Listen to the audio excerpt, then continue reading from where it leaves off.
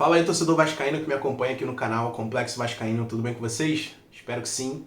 Mais um vídeo, hoje dia 1º de junho de 2023, são 8 horas agora, tá um friozinho aqui no Rio de Janeiro, como é que tá aí onde vocês moram?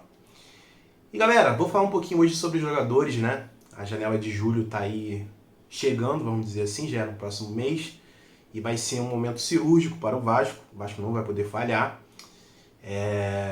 Vou falar um pouquinho sobre o Cuéllar, né, que é um caso um pouco mais concreto. Saiu uma informação nova em relação ao Cuéllar hoje, que envolve o leilão, e parece que o Vasco não quer entrar nessa briga. Mas antes de começar a gravar, eu estava pensando, cara, o Vasco não poderia ter deixado para o último momento para resolver as coisas. O Vasco está deixando para resolver tudo, agora na janela de julho. Isso lembra até outros períodos, a gente lembra até de períodos associativos. Onde o Vasco contratava mal no começo do ano e deixava para tentar resolver tudo na segunda janela. E o mesmo filme está passando na televisão do torcedor. É o mesmo filme. E eu repito, o Paulo Brax, nessa segunda janela, ele não vai poder errar. Senão as coisas ruins que estamos vivendo vão se concretizar. O Vasco hoje briga para não cair. E se contratar errado, vai continuar brigando para não cair até o final, com chances grandes de cair. A gente está falando de um campeonato muito difícil, que é o campeonato da Série A. E eu repito, o peso para os jogadores vestindo a camisa do Vasco, estando na zona de rebaixamento, é diferente. O peso é maior. Então eles erraram, eles falharam, eles não estudaram o Vasco da maneira correta. Então fica um pouco essa reflexão que eu estava pensando antes de começar a gravar. Deixaram a bala final do pente para a janela de julho. Galera, vamos falar de Cuéllar antes de falar dos outros dois jogadores que o Vasco estaria sondando? Vamos. Parece, pelo que o Globoesporte.com soltou, que o Cuéllar está numa espécie de leilão. Temos 3 clubes ou até mais brigando pelo jogador. Temos Vasco, temos Internacional, temos Corinthians.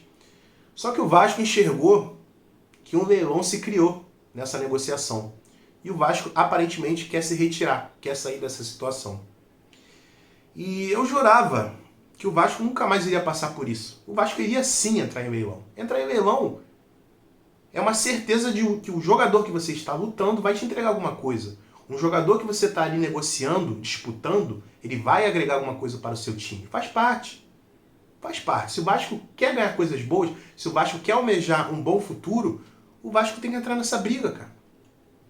E imagina a situação, a gente perder Cuéllar para o Corinthians. Corinthians que vive uma situação financeira terrível. Terrível. E o Vasco com a poderosa 777 perder Gustavo Cuéllar. Imagina a situação. Então esse é um lado muito negativo, cara. É um lado muito negativo. Eu não sei o que envolve, entre aspas, esse leilão, né? A gente sabe que jogador, no geral, jogador bom recebe muitas coisas. Recebe apartamento mobiliado, recebe carro, recebe boa escola, mensalidades, pagamentos de mensalidades de escolas caras para os filhos. Então a gente não sabe o que envolve esse leilão. Mas aparentemente o Vasco até queria pagar um salário alto, mas não queria entrar talvez numa disputa de quem paga mais ou benefícios. O lado positivo, se tiver nessa história, é que a informação que saiu é que o Vasco até queria pagar um salário alto. Ou seja, se o Gustavo Cuéllar não vier para o Vasco, a gente vai ter que cobrir essa lacuna. Provavelmente com um jogador que receba ali a mesma coisa do que o Vasco está ofertando para o Gustavo Cuéllar. E espero que encontre um jogador bom. Talvez vá provavelmente ser um jogador que não está nessa briga, um jogador que não está nos holofotes, e que o Paulo Brax faça um bom trabalho, né? Faça um bom trabalho e consiga encontrar esse jogador que ajude a gente, que agrega ao meio campo, né? Que o Jair está precisando de um companheiro ali do lado dele, um companheiro de qualidade. Então é isso que a gente tem sobre o Gustavo Cuéllar hoje. Começou um leilão, o Vasco não quer participar, até queria pagar um salário alto, e vai ter que encontrar um jogador para botar no lugar dele, que seja um jogador com o mesmo salário que a gente fosse pagar para o Gustavo Cuéllar, que acredito que não fosse baixo. É um jogador que custa caro, mas ali que envolve outras coisas que a gente não tem conhecimento, não é mesmo? Então vou falar um pouquinho agora sobre os outros 2 jogadores que o Vasco está sondando, começando pelo Christian Guanca, um jogador que tem números espetaculares, um jogador de 30 anos, argentino, que joga lá no Al-Shabaab, um time lá do mundo árabe. Só vou trazer os números dele antes de ter uma conversa sobre o jogador. Se liga, 2022, 2023 ele fez 13 gols e 3 assistências. Em 2020 e 2021 ele fez 17 gols e 5 assistências. 2019 e 2020 ele fez 11 gols e 5 assistências. E em 2018 e 2019 ele fez 14 gols e 3 assistências. É um jogador que se destacou na Argentina em 2018 pelo Colón e foi para o mundo árabe. E, cara, em todas as temporadas ele consegue manter uma regularidade muito boa. Regularidade ali de média para alta. E fazendo uma comparação com o Serginho, se a gente for pegar um torcedor aqui, Vasco está sondando um jogador de mundo árabe. Se o cara joga numa liga fraca, ele tem que ter números muito positivos. E o Serginho, que joga no Campeonato Turco, os números dele são horríveis. Ele tem, se não me engano, 2 gols e 5 assistências, cara, num campeonato inteiro. Então isso é muito baixo.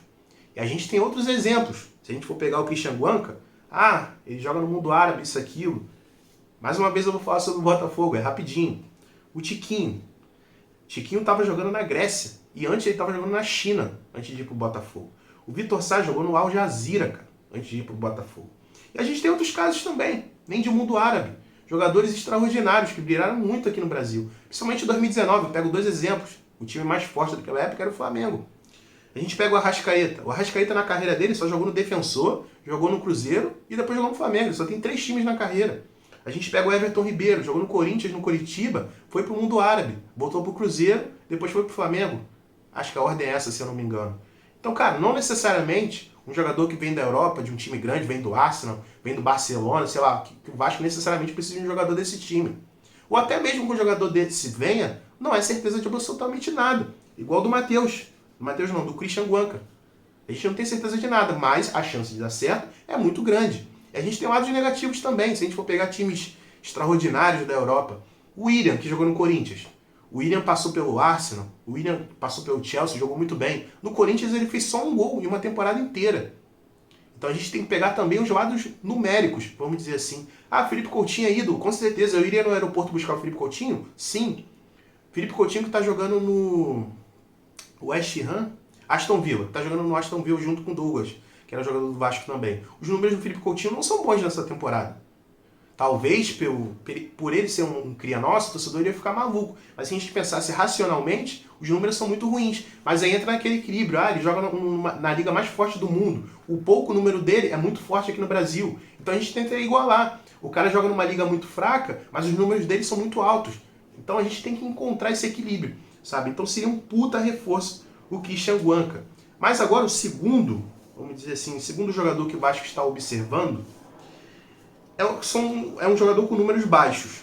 E aí a gente, como torcedor vascaíno, a gente sempre pensa, vamos dizer, o lado mais negativo, né? Entre esses dois, provavelmente, o pior vai pintar no Vasco. Inclusive, as posições são as mesmas. Os dois jogam pelo meio, mais pela direita.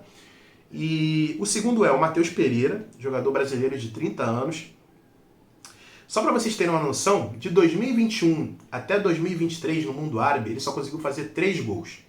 Ele chegou no Al Hilal, né? Foi o primeiro clube dele. Logo depois ele foi emprestado para o Al Wahda. Ou seja, é estranho. O cara vai jogar numa liga fraca e já é emprestado logo em seguida porque as coisas não estão boas. Lembrando que ele foi para o mundo árabe porque a melhor temporada dele foi em 2020, no campeonato inglês, onde ele conseguiu fazer 11 gols. E a média maior da carreira dele foi nesse ano, de 2020. Em outros anos ele conseguia fazer no máximo 8. Teve temporada que ele fez 3. Outra temporada ele fez 1 gol. Ou seja, Matheus Pereira, desses 2 jogadores sondados, é o mais fraco. E é sempre aquilo, né? Pro Vasco, o lado mais fraco é sempre o que sobra. Espero que dessa vez seja diferente. Então são esses 2 jogadores que o Vasco está fazendo sondagem, segundo algumas informações que a gente tem na internet. E vamos ver o que acontece. Nomes vão começar a ser especulados, né? Porque a janela de julho está próxima e todo mundo sabe que o Vasco está desesperado atrás de jogadores. E vamos lá, vamos aguardar para ver o que acontece. Vamos falar sobre o Vasco? Vamos embora. Era o seguinte, saiu a informação que com apenas 16 anos, Ryan vem ganhando espaço no elenco profissional do Vasco. Lembrando que o Ryan é um jogador muito promissor, a galera que acompanha a base fala que o Ryan é craque, e ele joga de centroavante, né? Joga de camisa 9, e ele vem sendo muito utilizado nos treinamentos, inclusive no último jogo ele estava no banco, e provavelmente nos próximos jogos ele venha jogar. Aí eu fico pensando, cara, por que o Paulo Brax trouxe o Juan Cruz para ser reserva do Pedro Raul? Se já tinha o Ryan na base. Não tem sentido, cara. Não tem sentido. Mantinha o Ryan na base, quando chegasse na janela agora de julho, trazia um reserva o Pedro Raul. Mas não trazer o Juan Cruz, que foi um peso, cara. Inclusive vai ser devolvido para o Santos.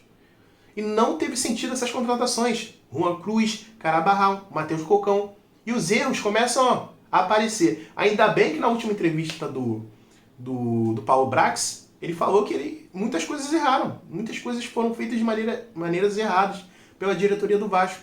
Eles têm noção disso. Sabe? E ele tocou muito que a rota precisa ser alterada. E a rota precisa ser alterada. O time precisa mudar o estilo de jogo com esses jogadores. A gente precisa ter mais atitude dos jogadores. E agora, o principal, né, que vai ser a janela de contratações de julho. Coisas têm que ser mudadas, realmente. E é isso. Vamos ver se vai antes. Espero que o jogador não seja queimado, né? É o que o torcedor quer no final das contas. Contrato de empréstimo de lateral Paulo Vitor se encerra em 30 de junho. Cara, Paulo Vitor, que é reserva do Piton, é um jogador que, cara, nas oportunidades que ele teve, ficou muito claro que é um jogador que não tem condições de jogar no time grande como o Vasco, um jogador muito, vamos dizer assim, que quer driblar em momentos que não é para driblar, é um jogador que eu tenho certeza que num campeonato tão difícil como o da Série A, a chance dele ter uma média boa, de ser regular, é muito baixa. E, cara, espero que o Vasco não renove esse empréstimo. Deixa ele voltar para o Internacional e, mais uma vez, na janela de julho, traz um lateral esquerdo, cara. Porque senão, no momento que o Piton possa se machucar, que entre o PV para jogar, a gente pode ter o mesmo problema da lateral direita, cara. Lateral direita hoje ninguém consegue segurar. Entra Paulo Henrique, entra o Pumita. A lateral direita é o ponto mais fraco do Vasco hoje. Contra o Fortaleza a gente tomou 2 gols daquela posição. Sabe? Então a gente não pode falhar também na lateral esquerda. Então espero que deixem o Paulo Vitor ir, muito obrigado, tal, vai embora, e tragam a lateral esquerda para ser a reserva do Piton. Que o Piton tem muitas falhas, sim, mas na defesa ele se mantém muito sólido. Não é perfeito, não, mas tem uma regularidade boa, comparada da lateral direita, que é muito baixa, extremamente baixa. E aí já foram vendidos 25 mil ingressos para Vasco e Flamengo, as vendas estão baixas, lembrando que agora já está rolando, né, as oitavas de finais da Copa do Brasil, entre Flamengo e Fluminense. Talvez se o Flamengo vencer, essa carga de vendas aumente, né? Porque a torcida deles vai ficar animada. Então a gente tem que aguardar. O nosso torcedor está muito ferido, né? Não sei como é que vai estar ao lado do Vasco. A gente vem lotando todas as nossas capacidades nos últimos jogos, tanto em casa quanto jogando fora. Mas esse jogo contra o Flamengo ainda é um ponto de interrogação muito grande. O torcedor do Vasco está extremamente ferido.